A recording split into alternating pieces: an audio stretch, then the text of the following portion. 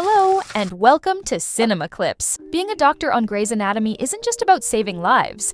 It's also about dealing with heartbreaking losses. Some of the best surgeons at Sloan Memorial have faced cases so devastating that they almost walked away from medicine altogether. From tragic mistakes to emotional breakdowns, these moments pushed them to the edge. Let's dive into 7 times a doctor nearly gave up their career after losing a patient. And don't forget to like and subscribe for more Grey's content. Starting off at number 7, we have Levi Schmitt. During Grey's Anatomy Season 18, Sloan Memorial faces staffing shortage. In order to alleviate the hiring stress, allow for an adequate number of surgeries, and give residents more OR time, Richard Weber proposes a new approach to how the residency program operates, the Weber Method. In theory, the Weber Method sanctions residents to perform unsupervised routine procedures and then pulls an attending into the OR to handle the trickier parts. The Weber Method dictates that a resident cannot go on to the next step in the procedure without an attending being present. Yeah, I understand what the method is, sir. I'm just not sure I understand the chain of command. I beg your pardon? Miranda Bailey's misgivings are proven true when Levi Schmitt chooses to proceed without an attending. Levi's patient bleeds out, leading to an investigation of the residency program. However, after leaving the hospital for a time, Dr. Schmitt returns as chief resident on Grey's Anatomy. At number 6, we have Maggie Pierce. Much like her sister Meredith, cardiothoracic surgery Maggie Pierce has experienced exceptional losses. Shortly after Maggie loses her mother to breast cancer, she and Jackson Avery break up, leading to some complicated family dynamics between the two and their now married parents, Richard and Catherine. To get through it all, Maggie focuses on surgery, and that's when she meets her cousin, Sabrina Weber. Oh my God, it's you, Maggie! Oh, I can't believe it.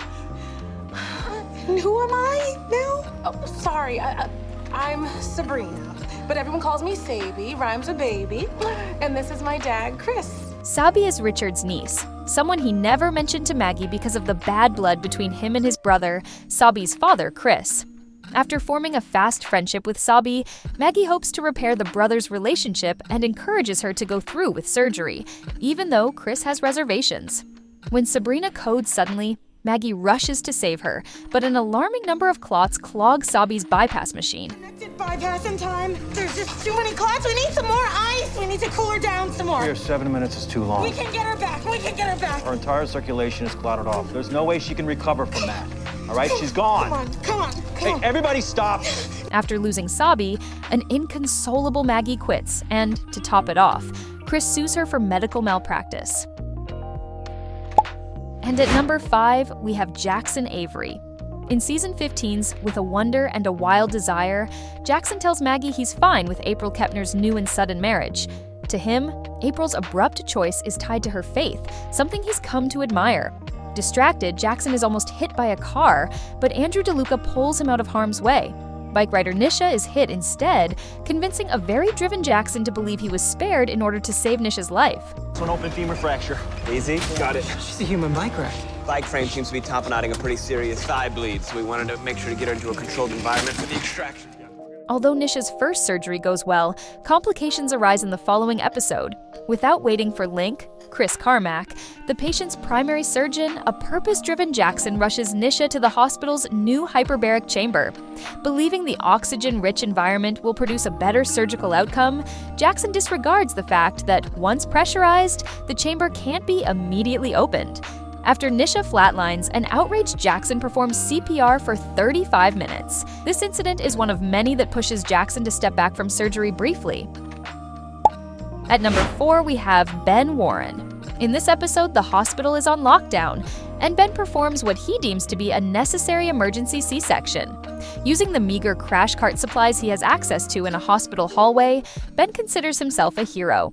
Bailey and Weber, meanwhile, deem him reckless. Security footage reveals an open elevator, meaning Ben took an unnecessary risk. Although Ben doesn't lose his license, these events are a kind of breaking point that pushes him to pursue an entirely new career. Coming off at number 3, we have Derek Shepard. After Derek causes a series of complications during a pregnant patient's first surgery, he argues with Addison Montgomery about the best course of action for Jen, who experiences mini strokes and aphasia. I'm almost done, Addison. Just wait. It's It's not me that can't wait. The G-cells are getting more frequent. 24-week-old fetus can't handle this. 3 surgeries in 4 days. We have to get the baby out, Derek. Baby is too young to come out. Addison warns Derek about playing God, but he continually dismisses her recommended C-section. Instead, Derek removes large chunks of Jen's brain in a frenzy, determined to save mother and child. Jen's eventual death marks the start of Derek's depressive episode, causing him to question both his career and pending proposal to Meredith. At number 2, we have Izzie Stevens. When Izzie Stevens falls for Denny Duquette Jr., it isn't the first time a doctor embarks on a rather inappropriate relationship. Diagnosed with viral cardiomyopathy, Denny is admitted to the hospital ahead of a heart transplant procedure. It's Izzie, the resident Denny has flirted with during his stay, who tells him the operation won't happen. Later, though, Denny returns, this time in heart failure. After Denny stabilizes, Preston Burke decides to insert an LVAD, a device that replaces part of a failing heart, in order to give Denny more time while awaiting a new heart donation.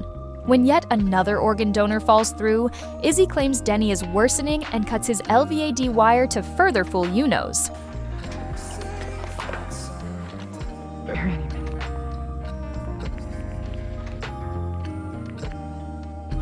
While this bit of malpractice does secure Denny a new heart, he dies of a post-op stroke.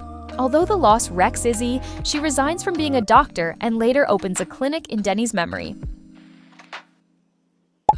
Finally, at number 1, we have Miranda Bailey. Miranda Bailey, a beloved mentor and a top-notch surgeon, isn't one to quit anything. Still, a few Grey's Anatomy moments have pushed Bailey to her limits. Notably, in Season 9, 3 of Bailey's patients develop post-op infections, which alarms the Centers for Disease Control and Prevention, CDC, to carry out a full investigation of the hospital. After the CDC's findings suggest that Bailey was contaminated with MRSA, thus leading to the 3 post-op fatalities, Bailey goes into shock. Evidently, the hospital's replacement stock of surgical gloves contributed to the transmission, since they were full of micro-tears. Even so, Bailey tests herself repeatedly for MRSA and refuses to operate. The incident also triggers her latent obsessive-compulsive disorder, OCD, making a return to the OR even more difficult. Losing a patient is one of the hardest things a doctor can go through, and for these Grey Sloan surgeons, the grief almost made them walk away from medicine for good. But as we've seen time and time again, the best doctors are the ones who push through even the toughest moments.